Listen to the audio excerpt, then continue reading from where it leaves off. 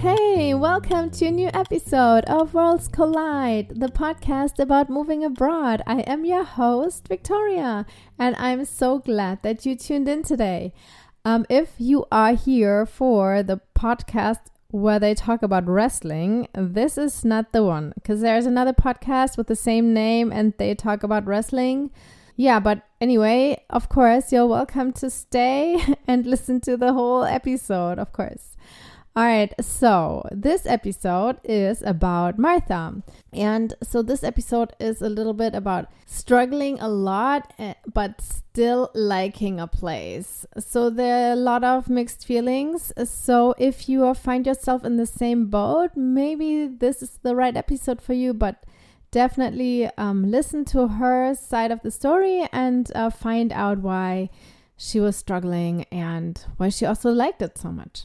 Okay, but then of course, before I let you listen to it, there is a way how you can support the podcast, or there are a few ways how you can support the podcast.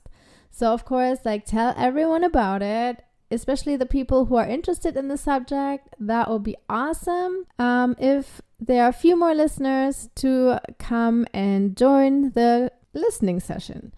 All right, and then of course, don't forget to push the follow button in the corner of your app so you will never miss an episode. If you are listening on YouTube, then why don't you push the like button? Yeah, and also subscribe, of course.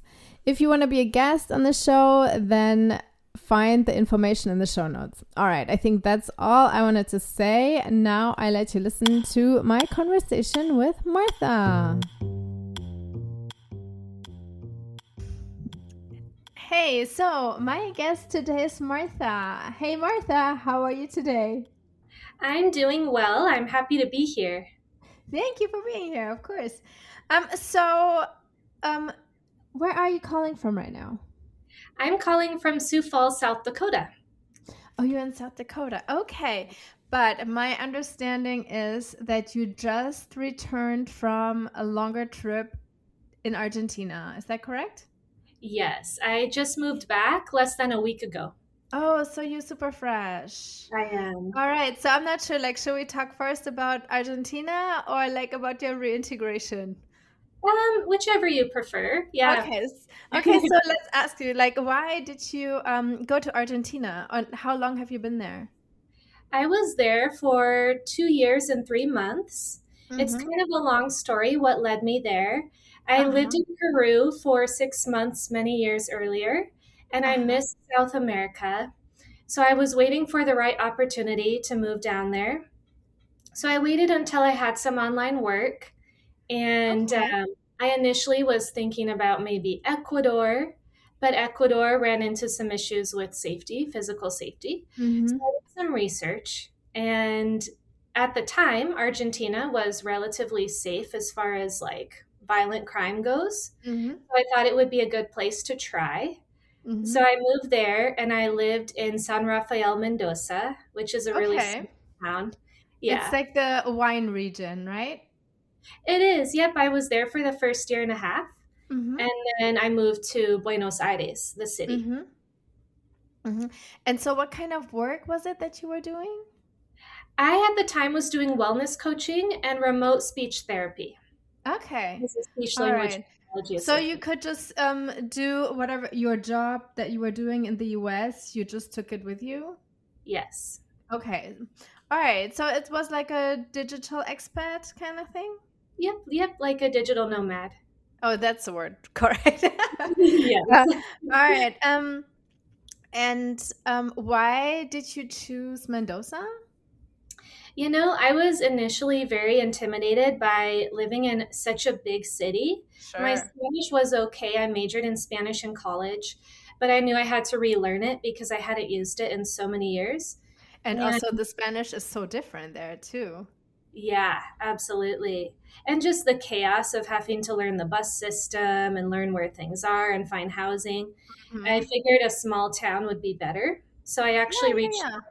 yeah, some expats in some Facebook expat groups recommended Mendoza, and they Hmm. recommended San Rafael because it's very safe.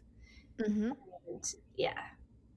Okay, so you were relying a lot on those like expat groups kind of on your research? I did, yep. At first, I mean, I kind of followed some people who I guess were influencers who had moved to Argentina.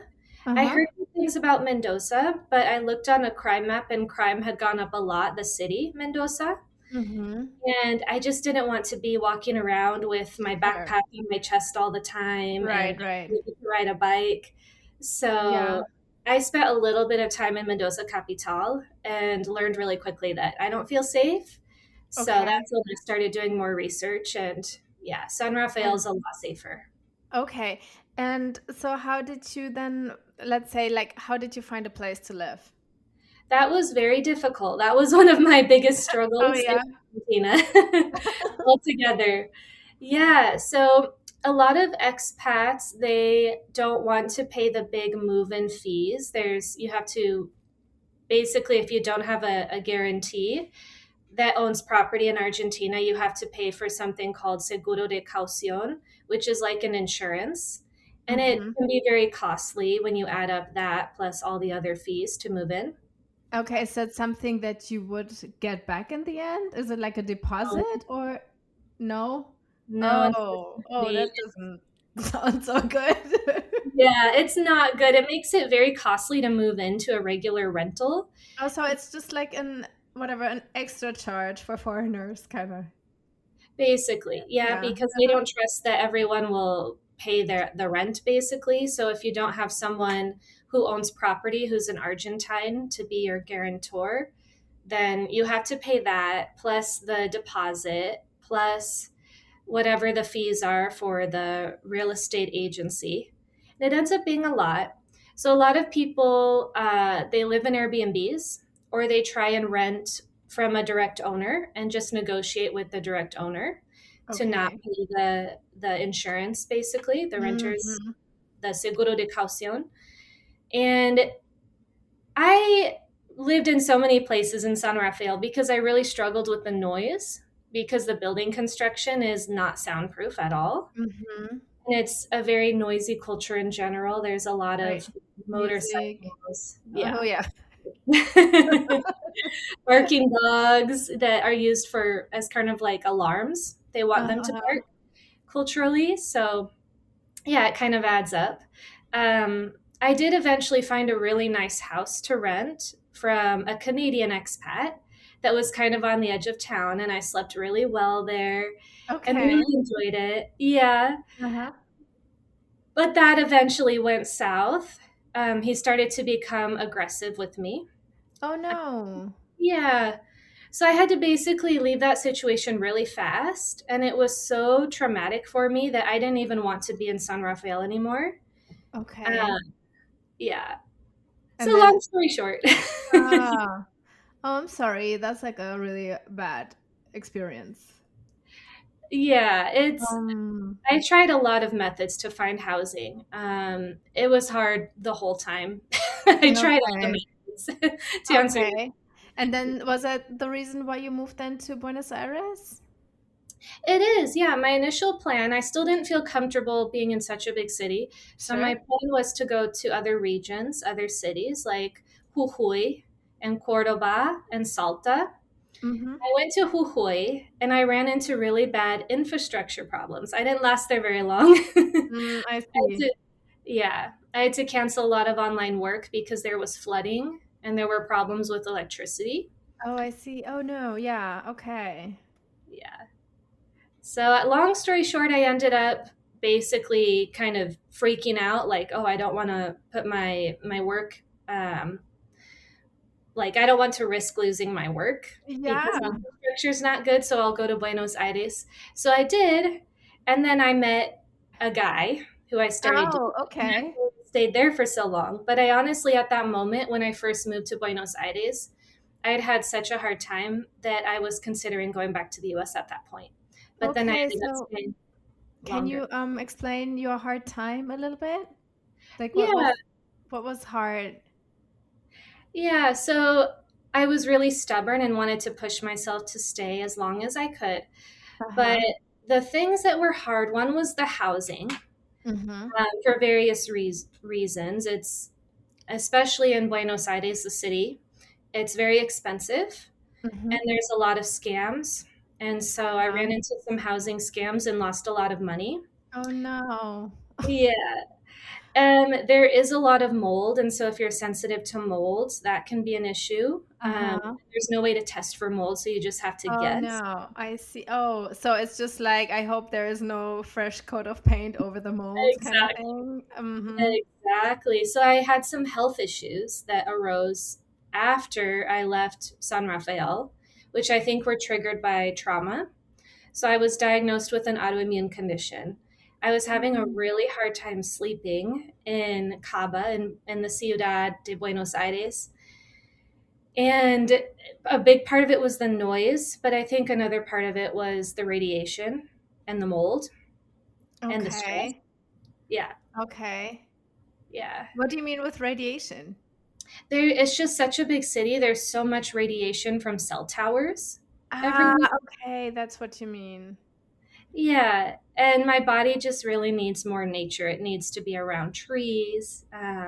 There's So not a you're not a big city person. I'm not, no. And Okay. I've lived in big cities before in the US, but there's more nature. They're more spread out. Buenos Aires is so compact with so many people living on top of each And other. it's huge. I It's, mean, unless you maybe lived in New York or Los Angeles, you cannot compare size-wise, I think. yeah. And even like the buildings vibrate because they just absorb the sound of the streets. Oh, And it so was they are constantly vibrating. it's like you can't escape. There's like no peace. Okay. But it sounded okay, so it sounded like you had 2.5 years just of rough times, but was it also like good times? Because I thought like on your first initial email, it sounded like you would like to try to stay longer. Yep, that was my initial intent when I reached out to you. And maybe I will move back. I'm still on good terms as far as migrations goes and all of that. Mm-hmm. Um, but if I move back, I probably would move to a different region. I'm thinking maybe Mendoza, or not Mendoza, San Martin de los Andes, which is like Mm-hmm. northern Patagonia. Yeah, I was for a while in Bariloche. That's really Oh, nice. Yeah, but it's very touristy, but and it's a long time ago, but it felt really safe and it's very clean and it's very pretty and I don't know, I could recommend it. yes, I actually visited there on vacation Uh-huh. actually last month in January. Yeah, Yeah, it's very pretty. it is. Yeah, there were a lot of fires at the time, unfortunately. Yeah. So, I went, it's so long ago. I went just after the volcano eruption. Oh, uh-huh. So the tourism was really down at that time. And I think also my friend, she owned a hostel at that time there, and she said like it was just raining down ashes at that time.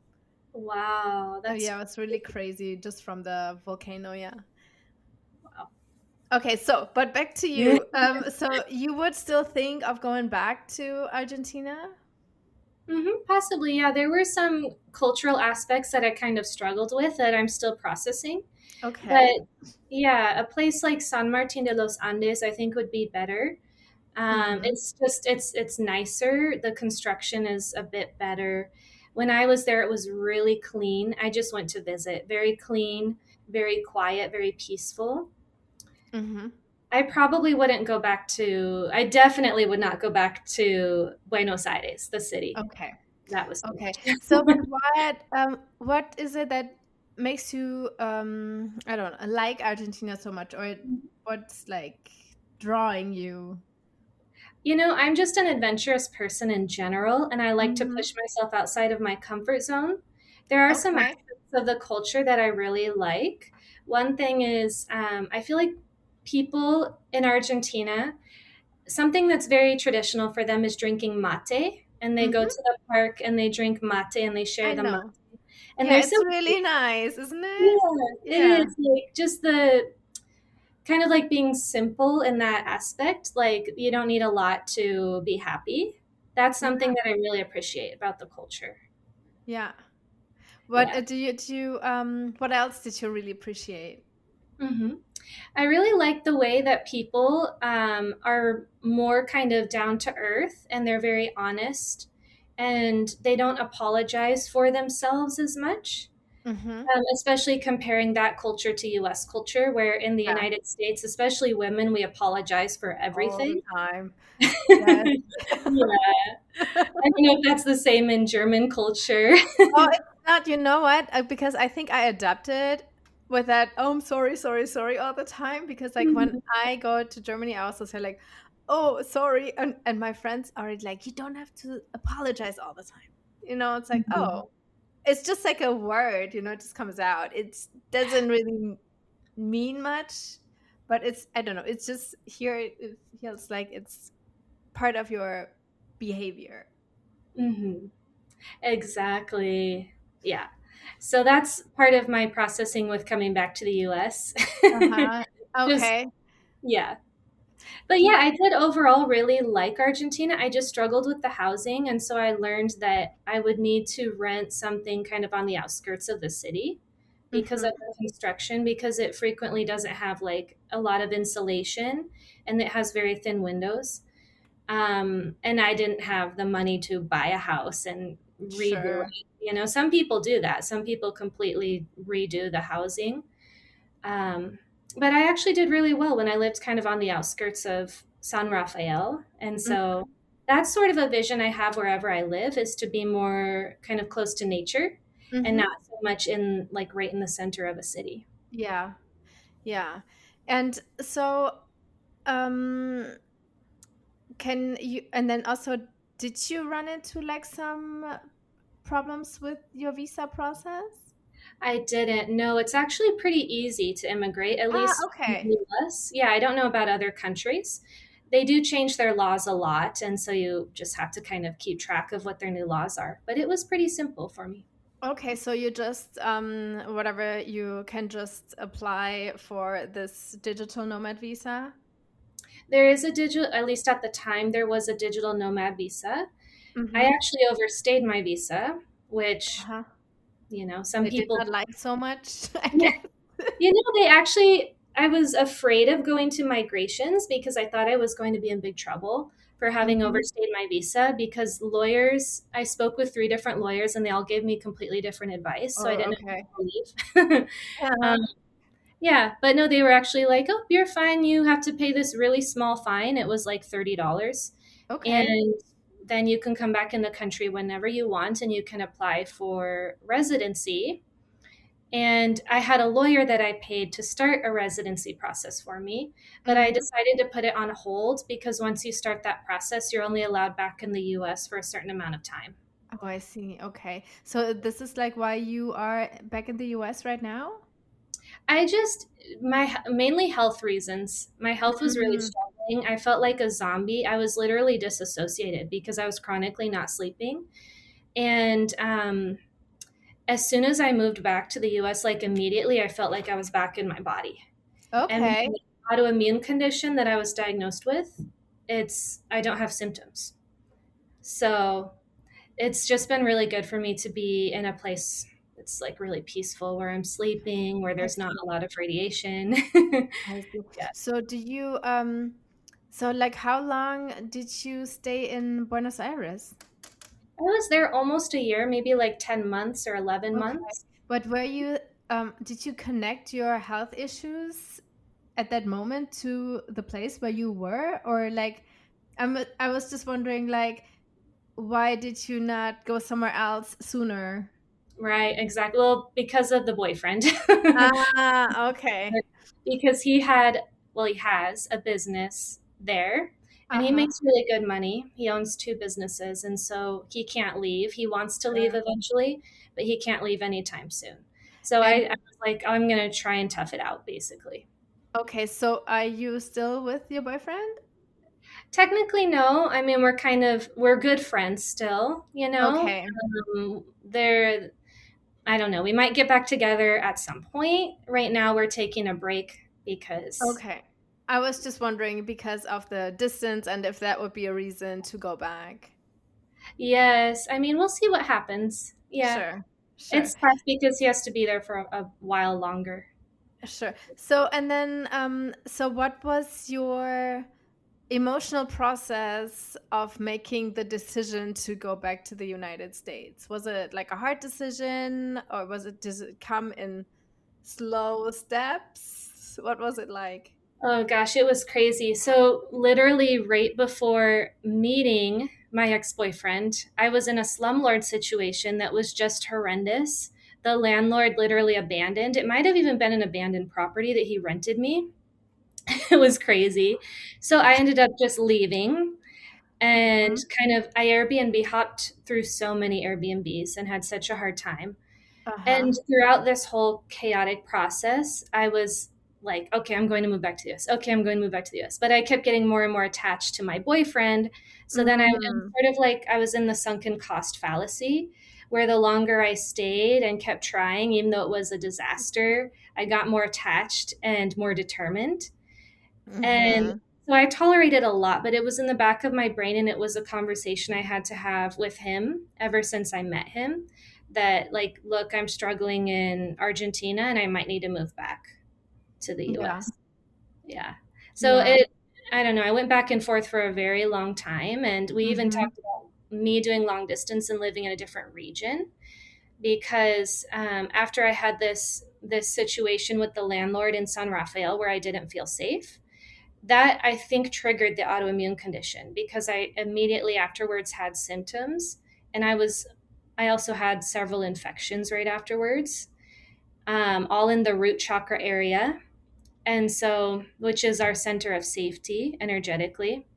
Mhm. So then coming to Buenos Aires, I had another experience with an aggressive landlord as well. So there was also this sort of like where I didn't feel safe emotionally or Mhm. physically 100%. And then also this feeling of like, okay, I'm not in a peaceful place. I can't sleep. There's constant banging. The building's constantly shaking. Sure. Um, and I was just sort of waiting until I couldn't take it anymore Mhm. to move back. And it wasn't the most planned. It was sort of impulsive, to be honest. I mean, it worked out. Fortunately, I had gotten used to living out of suitcases because I moved so much in, in Buenos Aires. Mhm. So my stuff was pretty easy to pack, and I just bought the plane ticket and knew exactly where to go. Yeah. And that's it. So, like, how far in advance did you buy the plane ticket? Was it like, I'm flying tomorrow, or is it Like like a in week. 2 months, kind of in a week? Yeah. Yeah. Okay, that's pretty fast. Yeah. I wanted Yeah. more time to say goodbye to friends that I had made there Mhm. because I did meet some really good people there.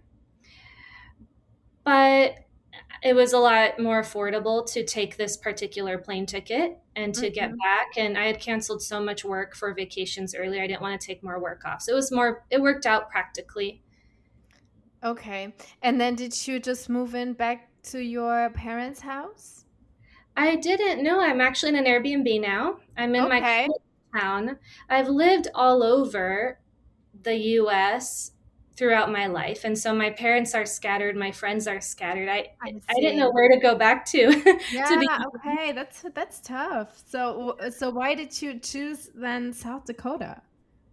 You know, part of it is economic reasons. It's a lot more affordable than other places I'd lived before in the US, like Uh-huh. Phoenix, Arizona, Hawaii, Tucson. And the people here are really kind and gentle. Culturally, Mhm. they're just, I don't know how to explain it. They're very simple. Mhm. They keep to themselves. They are very helpful. There's the Midwestern nice. I don't know if you've heard Yeah. that. Uh-huh, yeah, of course. Yeah. Uh-huh. And And I need that. but so do you have like some connections to that area? Oh yeah, yep. I went to college here in Ah, this. okay. So you've been there before. Because Yeah, otherwise I was like, that's like a weird region to choose. yeah. I don't have the energy to move to a new place right now. Yeah, I've I made the, understand. yeah. Uh-huh. So I still have some friends here, which is nice. It's really, really cold. It's below zero in the wintertime. Uh-huh. Yeah, it But is. I imagine. yeah. So like you moved from summer to winter. Yeah. Yeah, kind Yeah. of. So and how is it like coming back? I mean, like it's just a week, but do you already encounter like some difficulties, or is everything right back in? It's been ridiculously smooth. I almost feel guilty, honestly, because it just feels so easy. Like I'm in this apartment, it's like perfectly wonderful. Even though it's really cold outside, it has good insulation, good heating, so I'm just super warm. Uh-huh. Um, I had taxi drivers. I had a bunch of ginormous suitcases, but everyone's very helpful, very kind. One of my friends has offered to help me look for housing and Okay. buying a car. That's another thing is a lot of stuff is more affordable in the US, believe it or not, than Argentina. So buying a Especially, house, is it just the big city thing, or is it the smaller regions in Argentina? They're also really expensive. the smaller regions are usually less expensive, with the exception of like Patagonia. Yeah, yeah. Really Okay. speaking. San Yeah. Rafael was very affordable, uh, Mm-hmm. which was nice. Yeah, Yeah. but they Because have I some mean, inflation. Oh, go because ahead. like if you think of like, I don't know, in because like you said, like America is more affordable, but I don't know, like if you read the news, everybody is like not saying that. Right. Yeah, it of course depends on the region, Yeah, but yeah, yeah. I think it's because of the inflation in Argentina. I don't know if you've. It's worse, right?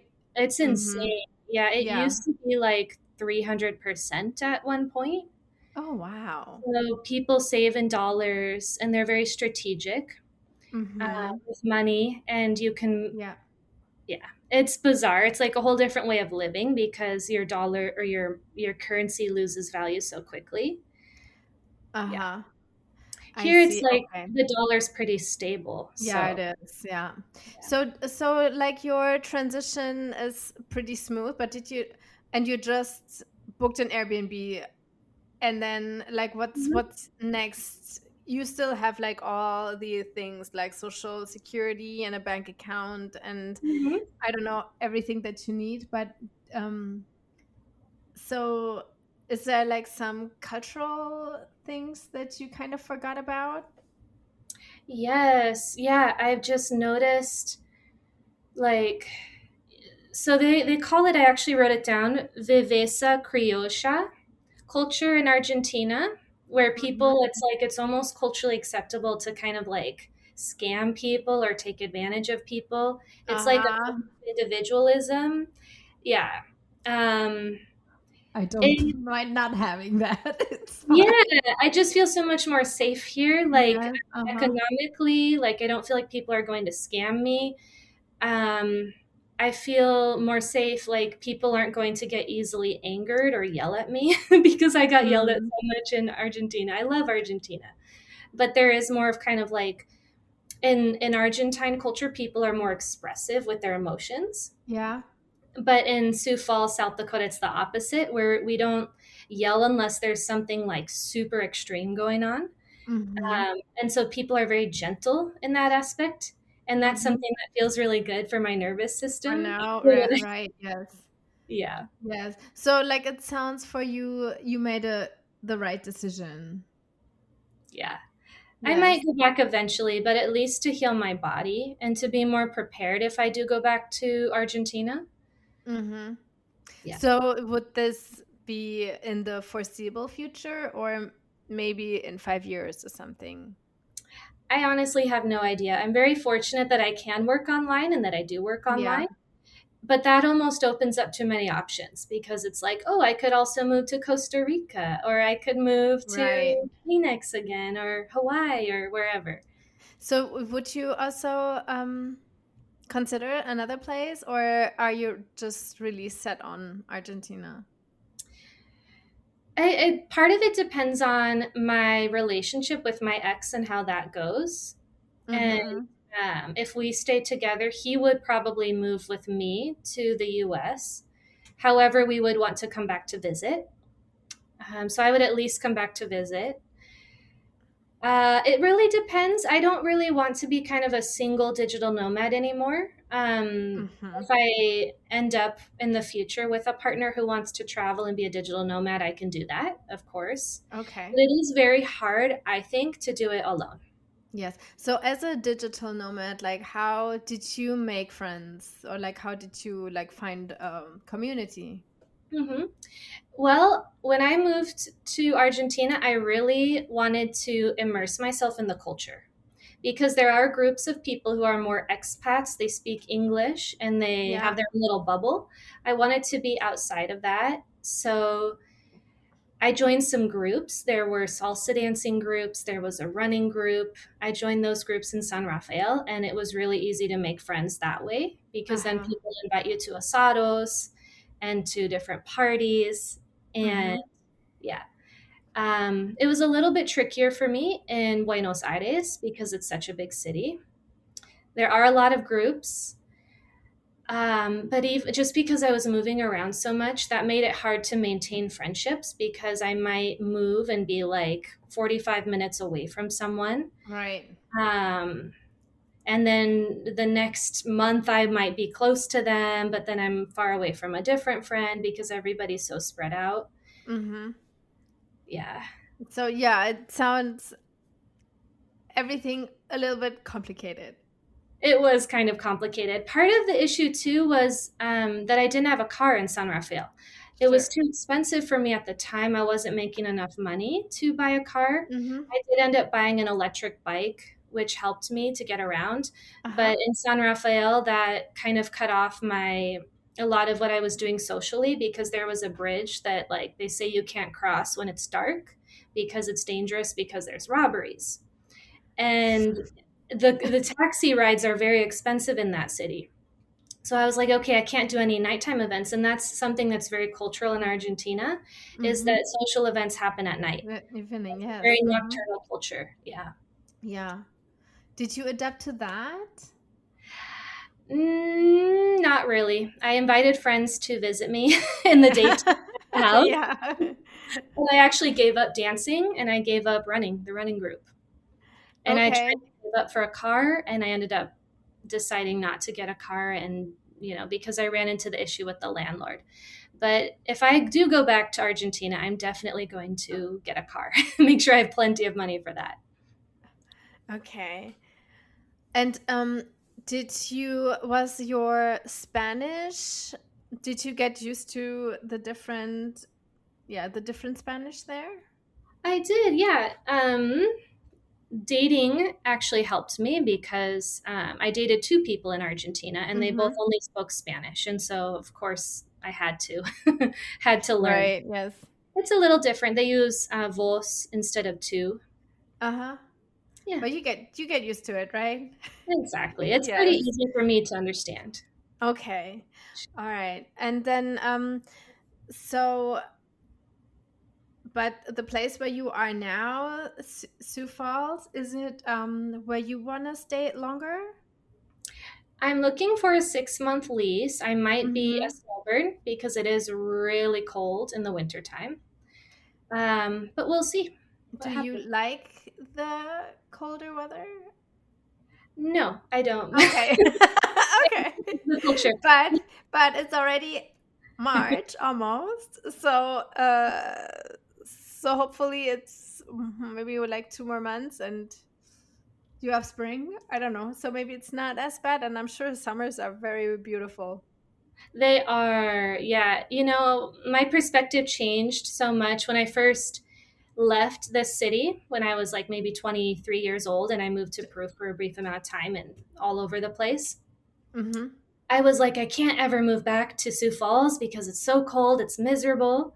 But now, after having lived in Argentina, I'm like, Mm-hmm. like it's really kind of a luxurious place, I feel, Sioux Falls. Uh-huh. Minus the cold, it's just like very, um, for the cost of living, it's a really wonderful culture.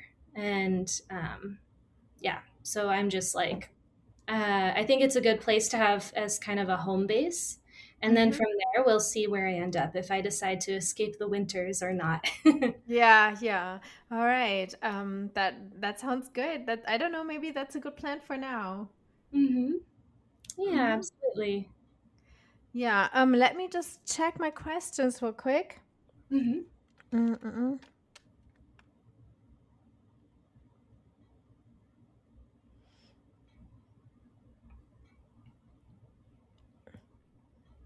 No, I think I got my questions covered. So, thank you very much for being here. Thank you for being on my podcast.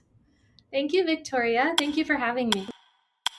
All right, that was Martha. Thanks for being here again. I hope you enjoyed the conversation with Martha and enjoyed the episode. I hope you tune in again for the next episode next week. And oh my God, episode 100 is coming up soon. That is crazy. But of course, don't forget to subscribe. Don't forget to push the like button. Don't forget to push the follow button. And if you are super nice, then give the podcast a 5-star rating. And so many more things. If you want to be a guest on the show, then check out the show notes. You can just send me an email. I'm happy to hear from you. All right, so much for that. I hope, to see you next week. Until then, bye.